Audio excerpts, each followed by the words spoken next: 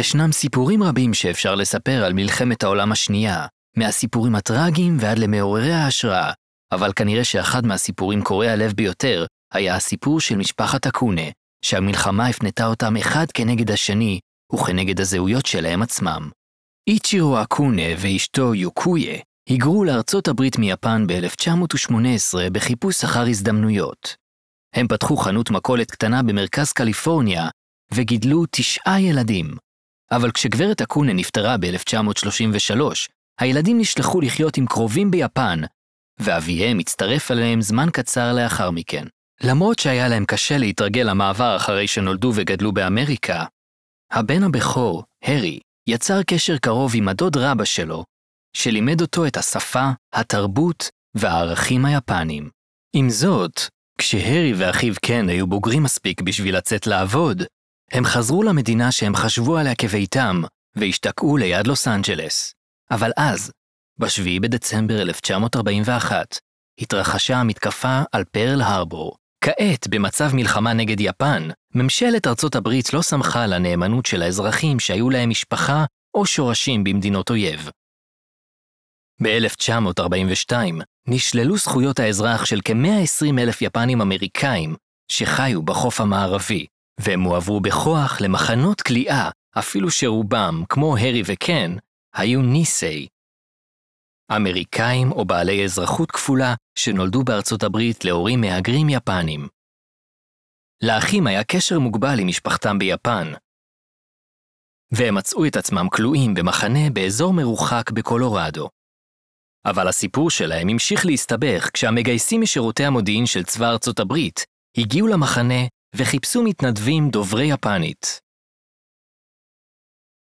למרות היחס של הממשלה אליהם, הרי וקן קפצו על ההזדמנות לעזוב את המחנה ולהוכיח את נאמנותם כאזרחים אמריקאים.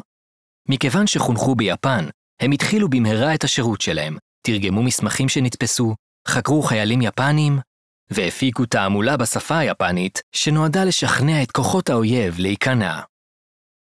העבודה של האחים הייתה בעלת ערך רב למאמץ המלחמתי, מפני שהיא סיפקה מידע אסטרטגי חיוני על הגודל והמיקום של הכוחות היפנים, אבל הם עדיין עמדו בפני האפליה וחוסר האמון מעמיתיהם החיילים. הנרי נזכר במקרה בו ציוד הלחימה שלו נעלם באופן מסתורי, ממש לפני צניחה לשטח האויב. והקצין הלבן סירב לתת לו נשק. למרות זאת, שני האחים המשיכו לשרת בנאמנות עד סוף המלחמה. אבל הרי וקן לא היו האחים היחידים במשפחת אקונה שלחמו באזור האוקיינוס השקט. ללא ידיעתם, 2 אחים צעירים יותר, השלישי והרביעי מ5 הבנים במשפחת אקונה, שרתו בנאמנות בצי היפני הקיסרי. סבורו בחיל האוויר של הצי, ושירו בן ה-15 כמדריך למתגייסים חדשים.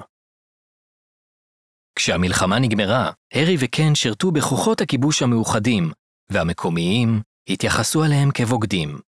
כשכל האחים לבית אקונה התאספו לאיחוד משפחתי בקגושימה בפעם הראשונה מזה עשור, התגלה ששני הזוגות נלחמו בצדדים מנוגדים. הרוחות התלהטו, וקטטה כמעט פרצה עד שאביהם התערב. האחים הצליחו להשלים, וסבורו ושירו הצטרפו להרי וקן בקליפורניה, ומאוחר יותר נלחמו עבור צבא ארצות הברית בקוריאה. רק בשנת 1988 הכירה ממשלת ארצות הברית בחוסר הצדק של מחנות הכליאה ואישרה פיצויים לשורדים.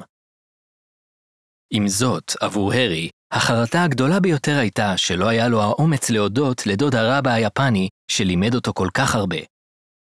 הסיפור של האחים אקונה מייצג דברים רבים, משפחה שהופרדה על ידי הנסיבות, היחס הלא צודק ליפנים אמריקאים, והמאבק האישי להשלים עם 2 זהויות לאומיות. אבל הוא מגלה גם סיפור גדול יותר מההיסטוריה האמריקאית.